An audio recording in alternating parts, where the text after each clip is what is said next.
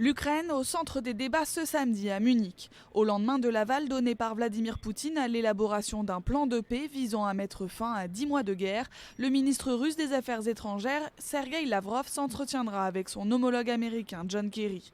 Vendredi, le président français François Hollande et la chancelière allemande Angela Merkel ont réussi, après 5 heures de négociations au Kremlin, à obtenir du président russe son accord pour un plan de paix, mais aucun détail n'a filtré.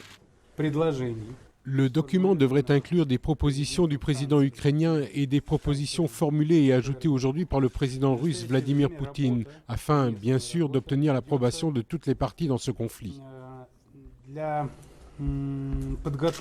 Difficile pour l'instant de mesurer le succès des négociations et la viabilité d'un éventuel règlement du conflit. Un conflit qui s'est déjà soldé par la mort de plus de 5300 personnes, majoritairement des civils. Moscou, tout comme Paris, Berlin et Kiev, souhaitent un plan qui permette la mise en œuvre des accords de Minsk de septembre, jamais appliqués mais seul accord de paix jusque-là signé par tous les belligérants et qui prévoit notamment un cessez-le-feu.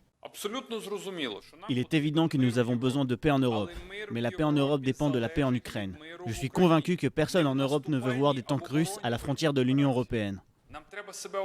L'initiative de paix franco-allemande soutenue par Washington, l'Union européenne et l'OTAN a tout de la médiation de la dernière chance. Sur le terrain, il y a urgence. La ville de Debaltseve, tenue par l'armée ukrainienne, est presque encerclée par les rebelles pro-russes.